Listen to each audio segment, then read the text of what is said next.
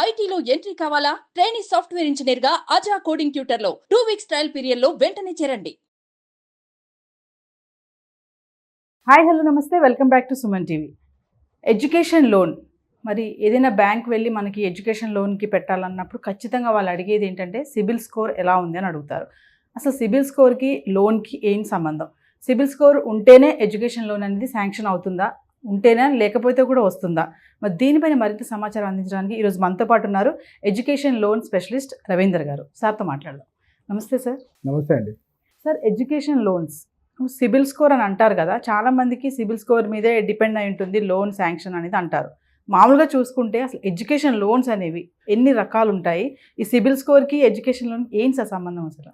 Education లోన్స్లో 3 రకాలు ఉంటాయండి. ఎడ్యుకేషన్ లోన్స్ నెంబర్ 1 వచ్చేసి secured loan, number 2 unsecured loan, number 3 merit based loan. Secured loan అంటే నథింగ్ బట్ కొలేటరల్ లోన్ అంటారు. Unsecure loan అంటే collateral free loan. And merit based loan అంటే మీరు అన్నట్టు ఆ పదంలోనే మెరిట్ బేస్డ్ అంటే purely based upon your academics. 10th inter degree, ఈ 10th inter డిగ్రీలో మీకు వచ్చిన అకాడమిక్ స్కోర్స్ని బేస్ చేసుకొని ఇచ్చే లోన్ని మెరిట్ బేస్డ్ లోన్ అంటారు. ఇకపోతే అందరికి తెలిసిన లోన్ ఏంటంటే secure loan. Secure loan is nothing but collateral loan అంటారండి. దీంట్లో ఏంటంటే స్టూడెంట్ ఎడ్యుకేషన్ లోన్కి వెళ్ళేటప్పుడు ఏదైనా ఒక property, immovable property, fixed deposit, open plot, flat, some security to be presented to bank. ఇది వచ్చేసి మనకు అందరికి తెలిసిన విషయమే.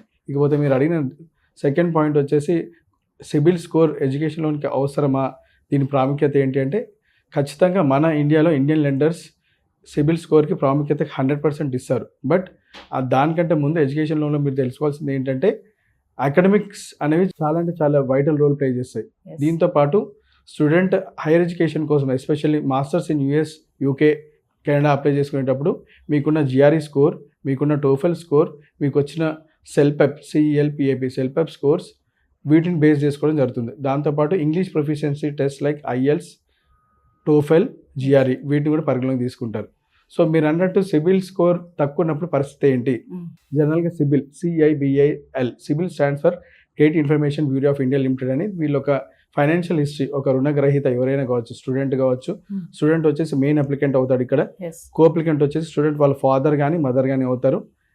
ఈ ముగ్గురు సరిపోని పక్షాన వాళ్ళ ఫైనాన్షియల్ పొటెన్షియల్ కనుక వాళ్ళకి అనుకూలంగా లేనప్పుడు థర్డ్ కో అప్లికెంట్ అంటే స్టూడెంట్ యొక్క రిలేటివ్, బ్లడ్ రిలేటివ్ని తీసుకోవడం జరుగుతుంది.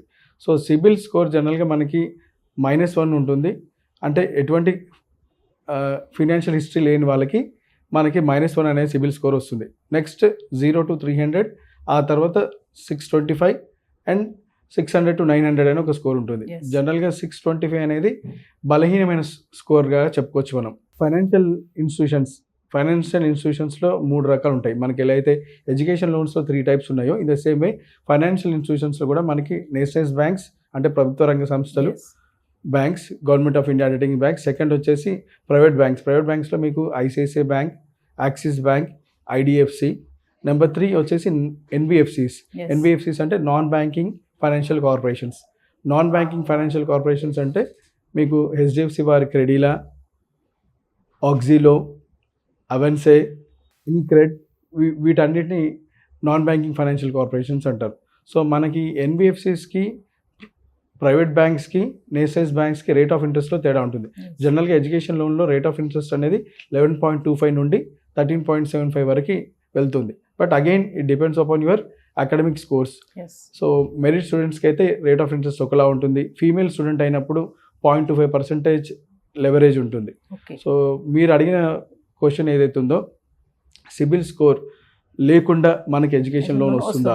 ప్రస్తుతం ప్రతి ఒక్క విద్యార్థి, స్టూడెంట్ విత్ ఇన్ ఇండియా కావచ్చు, అబ్రాడ్ కావచ్చు, వాళ్ళు ఫేస్ చేసే మెయిన్ ప్రాబ్లం వచ్చేసి ఈ సిబిల్ స్కోర్.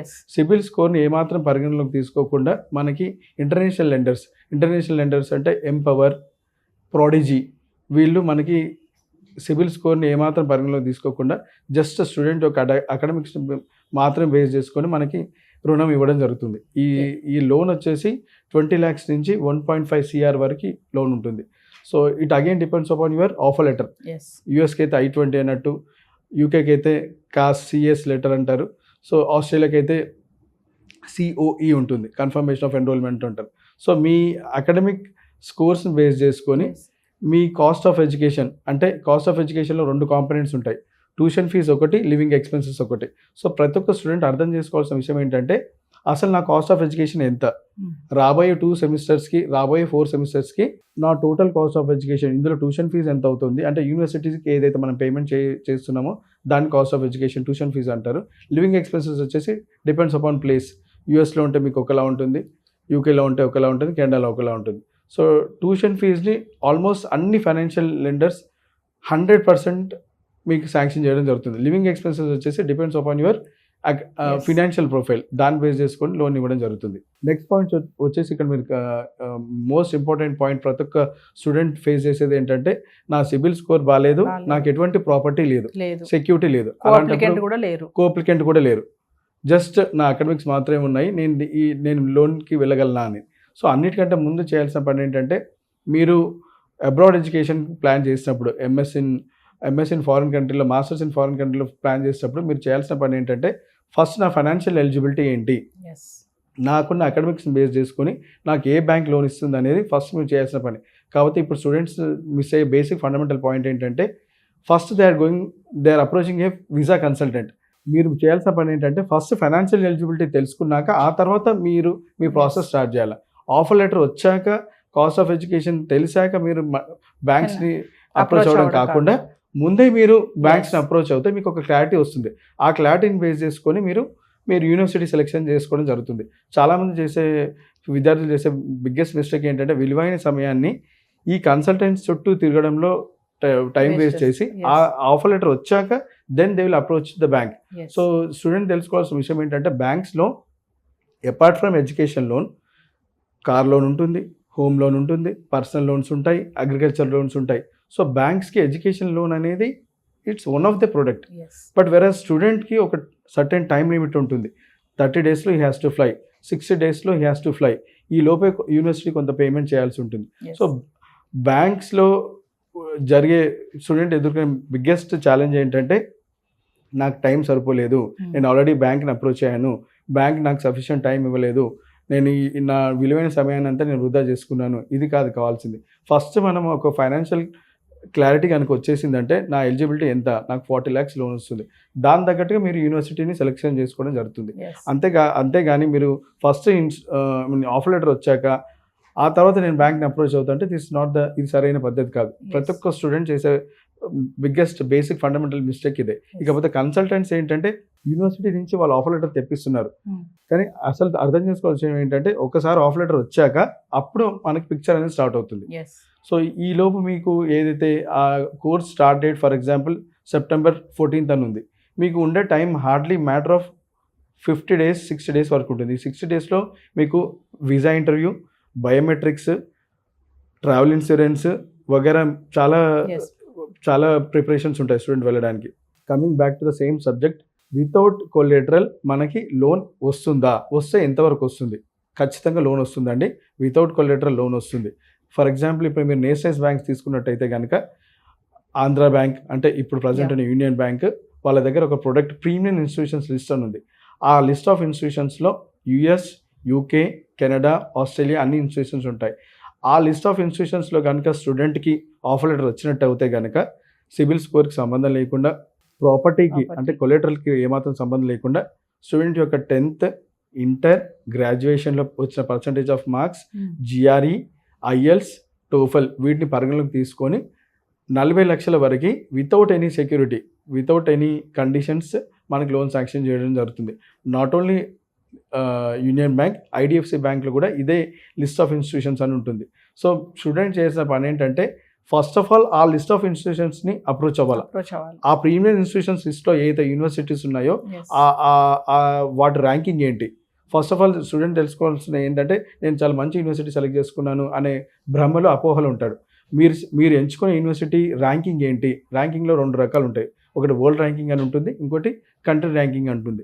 మీరు వెబ్సైట్లోకి వెళ్ళొచ్చు www.webometrics, I repeat www.webometrics, WEBOMETRICS వెబోమెట్రిక్స్ అనే సైట్లోకి వెళ్ళండి.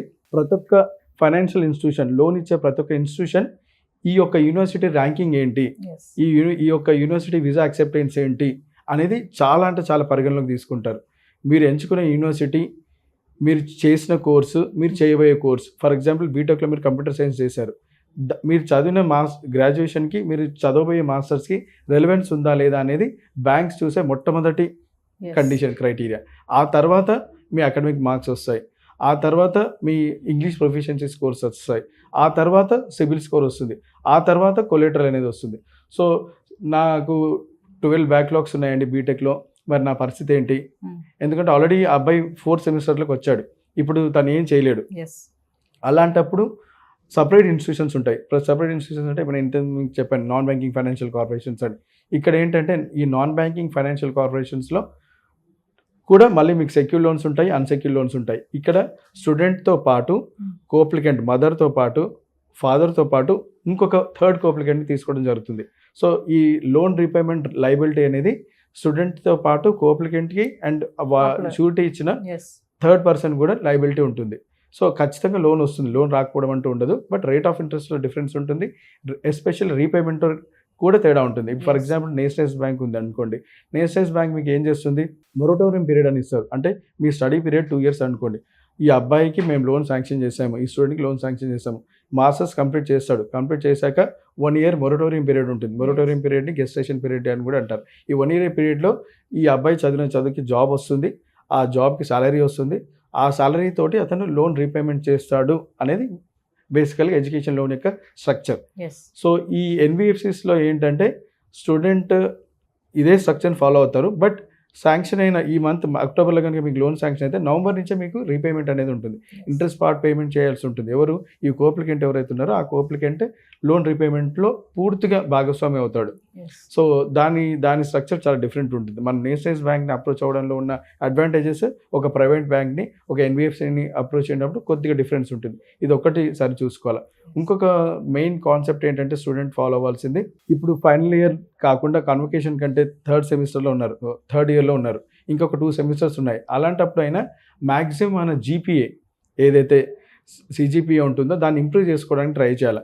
ఇప్పుడు ఒక స్టూడెంట్ వచ్చేసి ఇక్కడ హైదరాబాద్లో ఉన్న జేఎన్టీయూలో మన ఉస్మానియా యూనివర్సిటీ కావచ్చు, ఆంధ్ర యూనివర్సిటీ కావచ్చు, ఇక్కడ ఉన్న గ్రాడ్యుయేషన్ కంప్లీట్ అవ్వడానికి ఇతనికి ఇంత టైం పట్టింది, ఒక 8 backlogs ఉన్నాయి, లేదంటే ఒక 2 backlogs ఉన్నాయి, లేదంటే ఒక 65% ఉన్నప్పుడు హైయర్ ఎడ్యుకేషన్ కోసం వెళ్ళి ఒక ఫారిన్ కంట్రీలో ఉన్న యూనివర్సిటీ కరికులంని ఆ మాస్టర్స్ని ఇతను కంప్లీట్ చేయగలుగుతాడా అని ఒక పెద్ద సందేహం ప్రతి ఒక్క బ్యాంకర్స్కి వస్తుంది. సో నేను ఇంతకుముందు చెప్పినట్టు ఈవెన్ దో ఎడ్యుకేషన్ లోన్లో ఫాదర్ కోప్లికెంట్గా ఉన్నా, మదర్ కోప్లికెంట్గా ఉన్నా, ఇంకొక వేరే పర్సన్ థర్డ్ కోప్లికెంట్ తీసుకున్న బ్యాంక్ ఒక మైండ్ సెట్ ఎలా ఉంటుందంటే ఈ అబ్బాయికి నేను ఈ లోన్ శాంక్షన్ చేస్తున్నాను, ఈ యొక్క యూనివర్సిటీ ర్యాంకింగ్ ఏంటి, ఈ యొక్క యూనివర్సిటీ వీసా యాక్సెప్టెన్స్ ఏంటి, మాస్టర్స్ కంప్లీట్ అయ్యాక ఇతని జాబ్ ఆపర్చునిటీస్ ఏంటి, రీపేమెంట్ నాకు ఎలా వస్తుంది అనేదే ఇక్కడ ఉన్న మెయిన్ పాయింట్. ఈ పాయింట్ మీరు స్టూడెంట్ కానీ స్టూడెంట్ యొక్క తల్లిదండ్రులు కూడా అర్థం చేసుకోవాలి. అన్నిటికంటే ముఖ్యంగా ఏంటంటే ఏదైతే నేషనలైజ్ బ్యాంక్స్ మనకి ఈ ప్రీమియర్ ఇన్స్టిట్యూషన్స్ లిస్ట్ అని ఏదైతే ఉందో ఆ లిస్ట్ ఆఫ్ ఇన్స్టిట్యూషన్స్లో ఉన్న యూనివర్సిటీస్ స్టూడెంట్ ఖచ్చితంగా చూడాలనేది నేను ప్రతి ఒక్క స్టూడెంట్కి చేసే request. At the same time పేరెంట్స్కి చేసే రిక్వెస్ట్ కూడా అదే, మీరు ఇంత మంచి అవకాశాన్ని మీరు సద్వినియోగపరచుకోవాలి.